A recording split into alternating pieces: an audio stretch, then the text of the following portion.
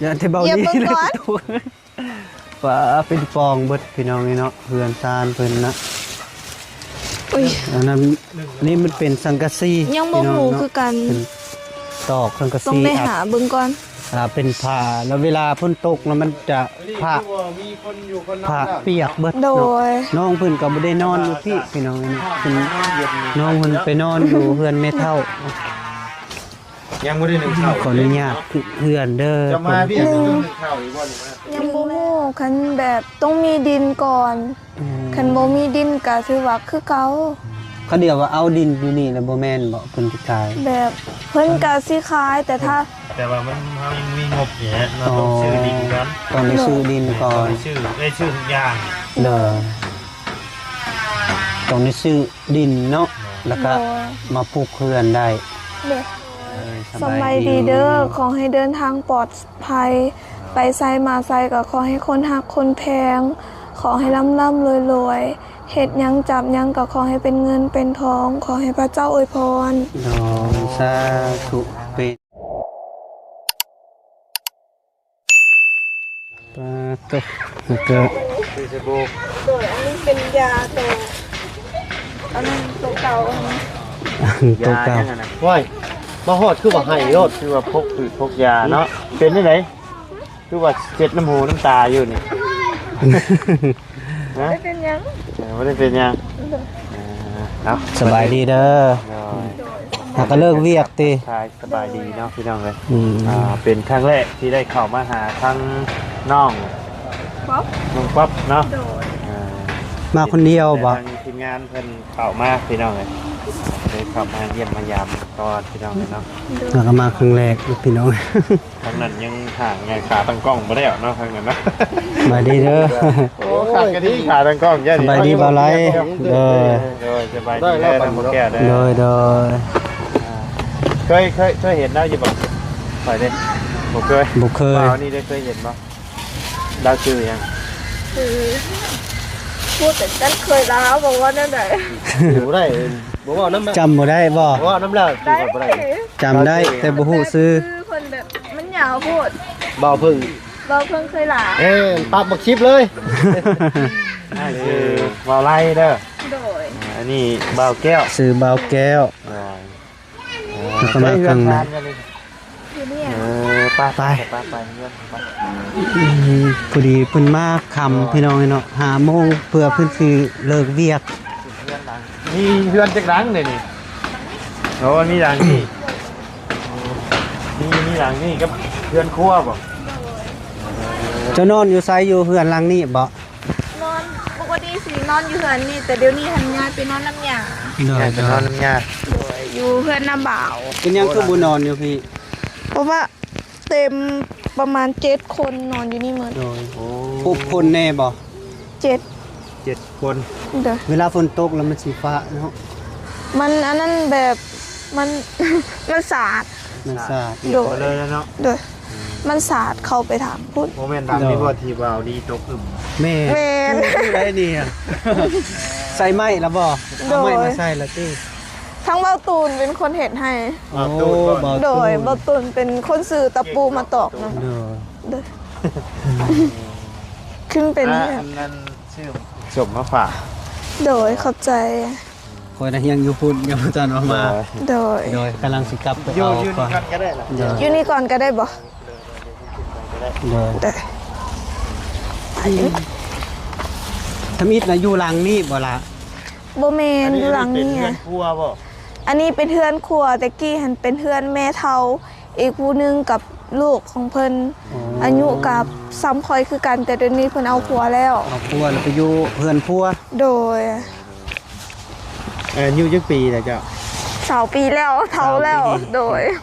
บ่เฒ่าดอกจะมีขนาดบ่เฒ่าดอก30ปลายยังว่าบ่เฒ่าเลยโดยแบบมู่เอาผัวมาแล้วเด้ยังแต่เฮาผู้เดียวคือว้าวซะบ่มีคนเอา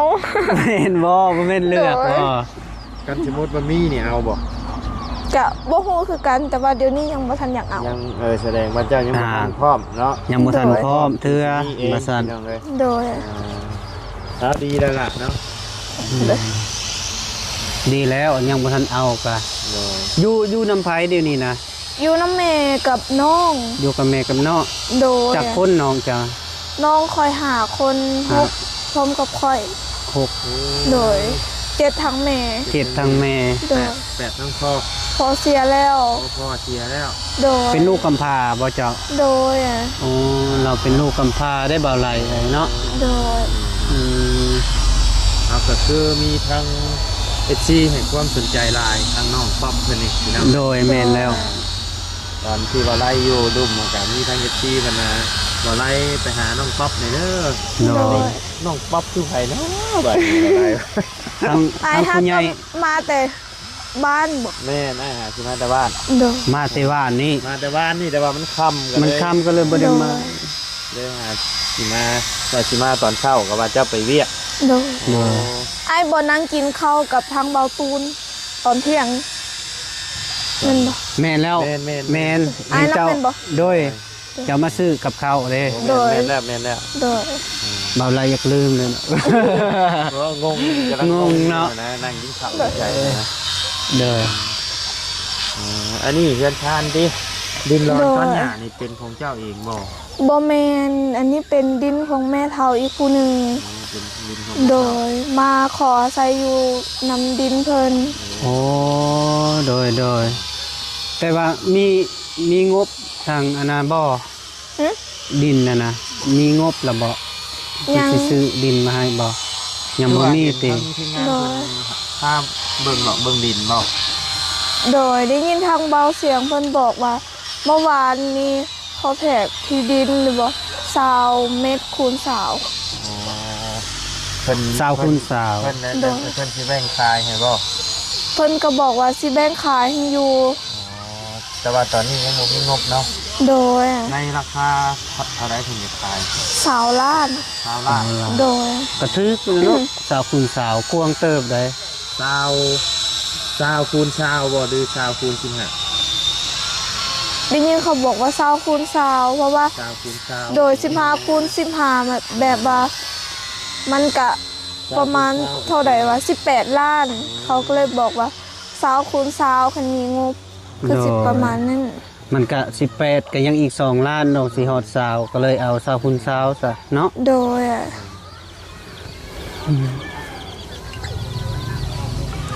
มาเห็นหน้าตัวจริงเนาะ ร้อย ก็เคยเห็นอยู่ทางคลิปทีมงานนั่นแหละเนาะ เดี๋ยวให้มีคลิปนี้ โดยแต่ยังไม่เคยเห็นตัวจริงพี่น้อง เที่ยวก็เป็นครั้งแรกเนาะ นี่เป็นครั้งแรกเลย ขึ้นมาทางสิโกน เคยมาแต่เพื่อนน้องน้อยเพิ่นอยู่นี่แต่ก็ เป็นเบียกคู่มือแบบนี้กะ มึง เค เริ่ ย ม เห็น อะไร อยู่บาง เดี๋ยว ช่ว สิ ง ไปเอาอันของฝากให้น้องก่อน โดย อยู่กับ นี่คือการ เรือนซานของน้องก็นี่แหละ เพิ่นอยู่ใช้สลิน เอาคนอื่นก็ขอ ไป กราบ ดิน ทักทาย ไป ส ดิน บาย จัก ดี ไป เด้ เห็ด อ เบียก พ่อ กั แม่ บ พี่น้อง หมู่ สบายดี คือกัน ช่วงบรรยากาศ เรียกอยู่หันเงินเดือนจังละ คอยคำลงแรงพี่น้องไอ้เนาะ เขาไล่ ตอนนี้ก็ ให้ดือนห เว นึ่ง ลา ส ก็ อง ประมาณ ล้านแต่ 7 โมงก หัว ว่า หน้า ๆพี่ บ น้ อ อก ง ว่า ไอ้เนาะ สิเอาขึ้นน้ำเน ดีบ่ 2 แก้ว ล้าน น้องเพิ่นก็มาทราบ ได้ นี่ เดื พี่ อน น้อง เลยเป็นปีเลย 5ปีนี้หัน5กะเดือนหนึ่งเพราะว่าปีกายหันต้องได้ออกเพราะว่าต้องได้ออกกลมัน อ๋อเจ้าก็เฮ็ดอยู่หันตลนนะแต่ว่าเขาออกบ่ โดย เพราะเราดูหอดเราดูยามกลมันก็ต้องได้ออกกลมันซอยเวียกแม่เพราะว่า เลย ทางแม่เฮ็ดผู้เดียวบ่ไหว บ่ไหว แบบว่าเฮา เอาของ แบบ ฝา ว่าก เฮาครอบเพิ่นเนาะเฮาครอบเพิ่น โดย แล้วออกมาช่วยเวียกก่อน โดย แล้วเวียกแล้วงานแล้วก็ไปเฮ็ดเนาะ โดย อยู่หันไอ้ขายอุปกรณ์ก่อสร้างหั่นบ่ โดย เพิ่นไล่ให้เดือนเท่าใด เดือนหนึง2 ล้าน เดือนหนึง2 ล้าน โดยแล้วเพิ่นบอกว่าสิเอาขึ้นน้ำแน่2 ล้าน เพิ่นสิขึ้นให้นะบ่ 5กะบ่ฮู้คือกันแต่ได้ยินข่าวเพิ่นบอกว่าสิเอาขึ้นให้แหละ โดย แต่ยังบ่ฮู้ว่าเดือนนี้หรือว่าเดือนหน้า ไปเฮ็ดอยู่ห้านก่อสร้างเพิ่นนั่นให้แบกปูนบ่หรือวันใด บ่ดอกให้ขายซื่อๆแล้ว โอ้ ก็ นางขาย โดยแล้วก็ล้างถ้วยล้างจานเฮ็ดเวียกอยู่ห้านหั่น โดยก็สบายแน่เนาะเวียกบ่หนักปานใด โดย ขายอันเป็นเล็กกระเป๋าตะปูพวกอันยังไงนะ โดย เล็กตะปูขายเบิดแต่แบบมีกรรมกรอยู่หันแบบเขาสิคนสิย่ออีกก็ตั้งหากแต่ถ้าคนบ่อยู่ประเภทปูนนี่แบบคันเขามาซื้อกะ แบบคันเขาเอิ้นแบบประมาณ มันก็จำเป็นต้อง สอบหนึงเด้อสอบหนึง2สอบกะถือได้ยกซอยคันถือว่าลายกะ ให้ บ่ได้ ทีมงานผู้ชายบ่ยกให้ โดย โดย เป็นจังได๋ซะเรื่องงบที่ว่าเพิ่นถ่ายแล้วมีทั้งไหนมีทั้งทีมงานมาแจ้งข่าวดีแน่นะบ่ยังบ่มีบ่ โดยยังบ่มี ดินในนี่บ่ที่เพิ่นสิแบ่งขายให้นะอยู่ โดย แม่นอยู่ในนี่เลยเนาะ โดย เออดีแล้ว ครบเขตนี่บ่ พื้นที่มันก็โอเค พื้นที่นี่เลยบ่ โดยแถวพื้นที่แถวนี้ เอา แหละ แต่ตะกี้ที่เจ้าอยู่ใช้สถิติคือจังได้มาขออยู่นี่ ข่อยก็บ่ฮู้ตอนแม่ข่อยย้ายมาอยู่นี่หั่นข่อยเกิดอยู่บ้านพุ่นไฮ บ้านโพนให้ โดย พุ่นแล้วเนาะ โด น้อง ย เขามึงน้องพุ่นแล้วเนาะ บ่แม่นทางเข้าวิระบุรี อีระเนาะบ้าน โดย โพนให้แม่น ทางแวบอนนาบ่อ แม่น น้ำบ่ เด้อ ทางให้ไปทางแบนะบ่พี่น้อง โดย บ้านโพนให้ลืม เวลาแล้วมันแยกทางใดทางนี้บ่ โดย มันเดี่ยวไปจังซี่เพิ่นเลยมองเฮากายมาเลยไอ้บริษัทไอ้นั่นมาหน่อยนึง โอ้ เปเปอร์เลยขึ้นมาหน่อยนึงเนาะแล้วก็มันสิมีเดี่ยวชายกันเนาะ อืม ทางเข้าไปบ่อค่ำนั่นแหละ โดย โอ้เจ๊กี้อยู่คนให้ โดย พ่ แต่ อเจ้าเป็นคนบ้านนี่บ่หรือว่า บ่แม่นเป็นคนบ้านพุ่นไฮคือกัน บ้านคนให้ โดย แม่ด้วยค่ะ ข่อยก็บ่ฮู้แบบข่อยฮู้แต่ซ้ำนี้ ไอ้แม่แสดงว่าแม่นี่ต้องคนบ้านนี่เพิ่นจังได๋ บ่แม่น บ่แม่นบ่ โดย แม่บ่ได้บอกว่าชาวบ้านแม่คนบ้านไหน แม่ก็เป็นคนบ้านสเวตบ่แถวพุ่นไฮคือกัน เป็นเขตนั่นคือกัน โอ้โดยเจ้าชื่อบ่เวลาย้ายมาที่พุ่นอายุเจ้าจักปีชื่อบ่ จือประมาณข่อยยังน้อย ได้ยินแม่ข่อยบอกว่าได้บ่2เดือน โอ้ยังน้อยเนาะแสดงว่าน้อง น้องเพิ่นน่ะมาเกิดอยู่พี่บ่น้องเจ้า น้องเจ้ามาเนี่ยมาเกิด โดยเกิดอยู่นี่เมินโดย แต่พอเจ้าก็เสียอยู่นี่ โดยเสียอยู่นี่ แสดงว่าต้องมีญาติพี่น้องอยู่พี่เนาะจังได้มาอยู่ดินตรงนี้ บ่แม่น เนาะ แบบย้ายมาอยู่นี่ก็ย้ายตามความเชื่อคือกระจุมค่อยนี่เป็นคนคริสเตียนเชื่อคริสนาคริสเตียนก็เลย ก็เลยได้ย้ายมาอยู่นี่ อ๋อ โอ้ ย้ายมาอยู่พี่ โดยเพราะว่าอยู่นี่หันคนคริสเตียนหลายแถม อ๋อ แถมมีดินแบบดินเขาเจ้าให้อยู่จังซี่นะ อ๋อแบบว่ามาแต่ผู้ใดบ่มีดินอยู่แล้วเพิ่นให้อยู่ โดย สมมุติว่ามีชูเมอร์นี่มีทางอื่นมาอยู่กับเพิ่นให้อยู่คือเก่าบ่ กะยังบ่ฮู้คือกันแบบเริ่มแบบนี้ก็คือสิให้อยู่แล้ว มัน แต่ เป็นศาสนาเนาะ ศาสตร์เว้นศาสตร์ชนาคิดเนาะ โดย คิดเปลี่ยน ศาสนา มื้อวันอาทิตย์นี่คือบ่ได้เฮ็ดเวียกเนาะ โดยได้พัก เจ้าก็พักบ่ พัก ต้องไปรวมไปห้องเพลงห้องอย่างนั้นเนาะ โดย เจ้าเดี๋ยวเจ้าก็ร้องบ่ ห้องได้ อ๋อ เพราะว่าเคยห้องตั้งแต่น้อย อ๋อ ถือว่าได้ ห้ เบิ อ ด งได้ แต่บ่ได้เข้าองค์หมอบ่ เขาได้แต่ว่าแบบเขาได้แต่ห้องหมอ แล้วก็กินยาหรือว่า เวลาเจ็บไข้มันก็ต้องไปไอ้ทางนี้ก่อนเนาะ ห้องหมอ องค์หมอก่อนแล้วก็จึงมาหาผู้ใหญ่บ่ บางมื้อบางเทื่อก็ ศาสนาพุทธ โดยคือการเมิด แม่ แบบคันเฮาเจ็บไข้ได้ป่วยบางเทื่อก็เอิ้นเพิ่นให้มาอธิษฐานให้บางเทื่อก็อธิษฐานให้ตัวเองและบางแบบกะซอยไปห้องหมอนำแน่แบบเนี่ย อ๋อโดยเป็นจังซี่เนาะ เลย แต่ว่าคันบ่แม่นเป็นวัดศาสนาเขาก็บ่ให้อยู่ในดินดอนนะ แสดงว่าหมู่บ้านนี่ศาสนาเดียวกันเบิดเบิ่น แบบอยู่เบื้องนี่กะสิเป็นคริสนาเดียวเบิดแบบคันเฮาลงรูปมีกะแบบกะเป็นคนอันนั้นนำบ่ได้เข้าคริสเตียนนำกะลงไปอยู่รูปมีกะคนคริสเตียนเบิด ก็มีส่วนหน่อยเนาะ โดย มันมีเป็นบางจุดพี่น้องบาง โดย แต่ว่าส่วนหลายทั้งเหนือนี่เพิ่นสิเข้าศาสนานี่หลายนะ แม่ โด แม่ ยหลายแฮง แต่เขตเฮามีแต่ศาสนาพุทธ แม่ โดย เห็นบ่แต่ละบ้านส่วนหลายมันสิบ่มีบัตรเนาะ โดยมีโบสถ์ มันสิมีแต่โบสถ์ใช้โบสถ์อยู่ใช้ชาวบ้าน อยู่เพื่อนใหญ่หันเป็นเพื่อนหลัง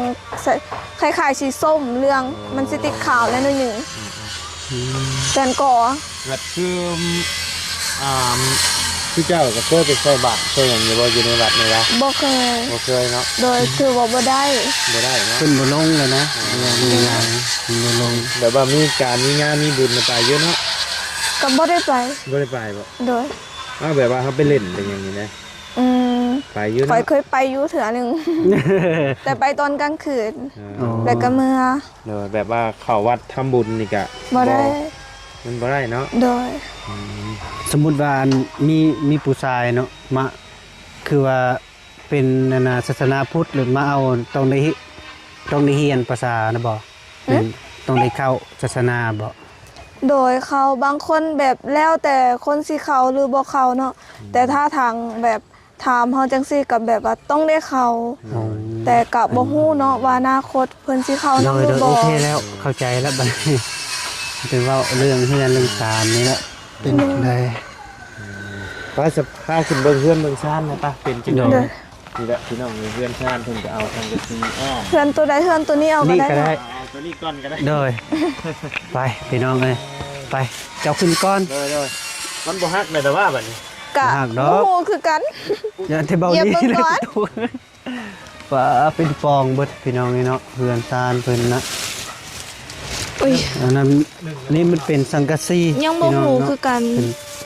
ตอกสังกะ ต้อง สี ได้หาเบิ่งก่อน เป็นผ้าแล้วเวลาฝนตกแล้วมันจะผ้า มีคนอยู่คน ผ้าเปียกเบิด โด เนาะ ย น้องเพิ่นก็บ่ได้นอนอยู่พี่น้องนี่เพิ่นน้องเพิ่นไปนอนอยู่เพื่อนแม่เฒ่า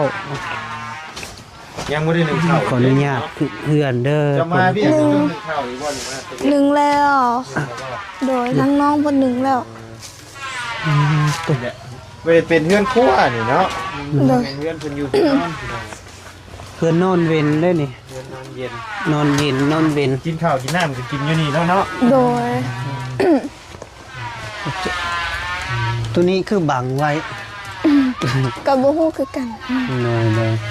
มันเปื่อยเบิดแล้วเนาะผักกาดจาดตรงนี้ โดย หลายปีแล้ว โดย หลายปี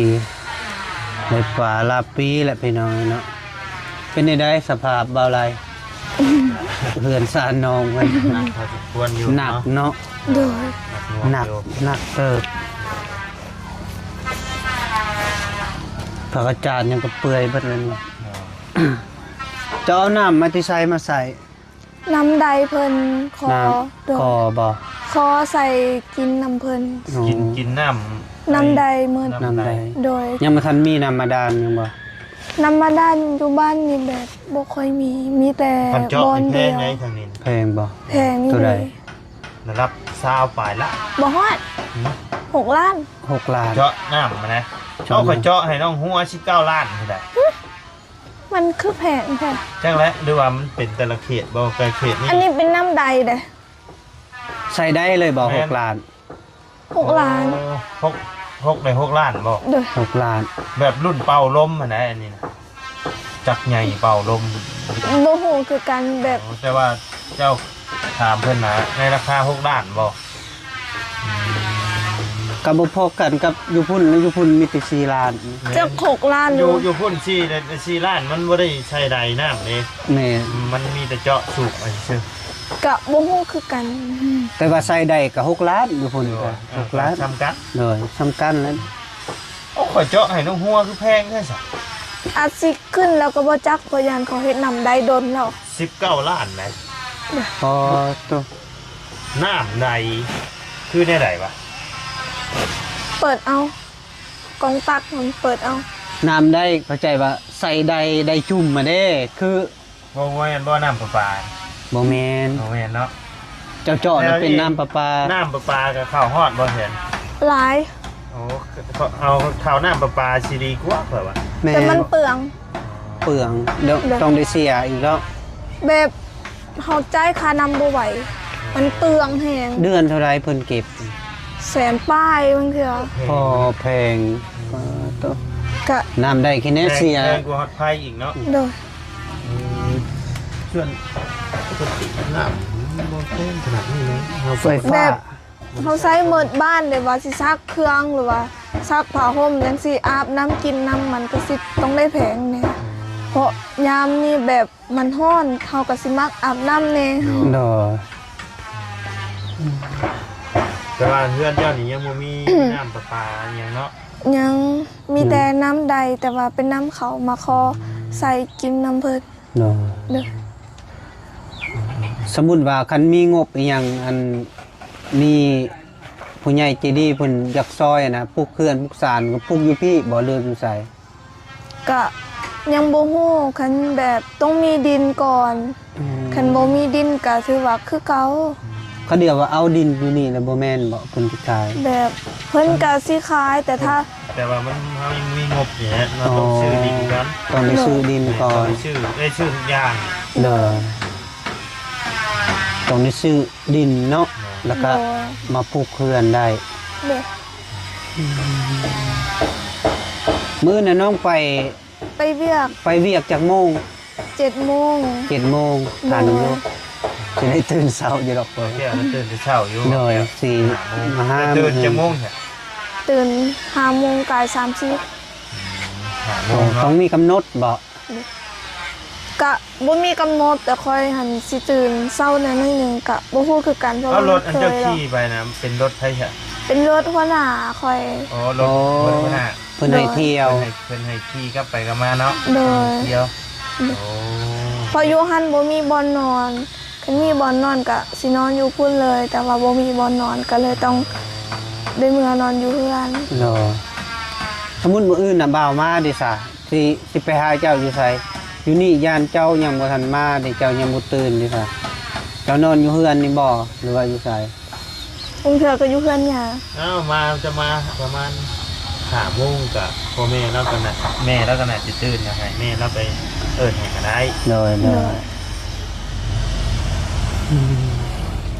สมมุติว่ามีทางผู้ใหญ่เพิ่นอยากสนจากซอยนี่เจ้าอยากได้หยังสำคัญที่สุดตอนนี้ ก็ชื่อว่าดินนี่ก็สำคัญสุดแบบคันมีดินก็อยากมีเฮือน อยากได้3อย่างแต่ก็บ่ฮู้เนาะว่า สามอย่างอีหยังแน่ตัว มี ตัวที่สาม อยกได้ มีดินแบบเป็นของตัวเองแบบแล้วก็ปลูกเพื่อนยังมีเฮือน แล้วก็รถพอได้ไปเฮ็ดเวียกเฮ็ดงาน โอ้ยยังได้ ยาม รถ แบบ พร้อม โดยยามเวลาญาติพี่น้องแบบเจ็บไข้ได้ป่วยจังซี่เฮาก็สิได้ไปเยี่ยมยามเพิ่นแน่แต่เดี๋ยวนี้หันคือว่าบ่ได้ไปเลยขนาดเพิ่นเสียก็ยังบ่ได้เขาเอิ้นว่าแนวใดแบบเฮาบ่ได้ไปเด้ แต่บ่ได้ไปชมสการเพิ่นเลยเนาะ โดย แบบบ่ได้ไปกินทานกินหยัง โดย เพราะว่าเขาบ่มีรถไป โดย โดยแบบคันเฮาสิขอรถเพิ่นก็แบบว่าย่านเพิ่นอยากใช้รถนำแน่เพราะว่าแถวนี้ก็บ่ค่อยมีรถหลายแบบบางเพื่อนก็มีแบบคันหนึงเพิ่นก็อยากใช้อยู่ โดย คันเฮาไปเฮาก็ต้องได้ไปดนสิไปแล้วก็มามันก็บ่ได้ โดย แต่ว่าสำเนียงน้องเพิ่นนี่บ่ได้คือคนแถวนี้แหละ แม่นอย่าคือผู้ไทย คนผู้ไทยบ่ บ่แม่น เกิดเจ้ามาใหญ่อยู่บ้านนี่อะดีบ่ โดย แต่ว่าสำเนียงเราแบบบ่คือคนชนเผ่าหั่นน่ะ แม่นอย่าคือผู้ไทยเนาะคือชนเผ่าผู้ไท คำ ย เว้าคำจาก็ออกแบบ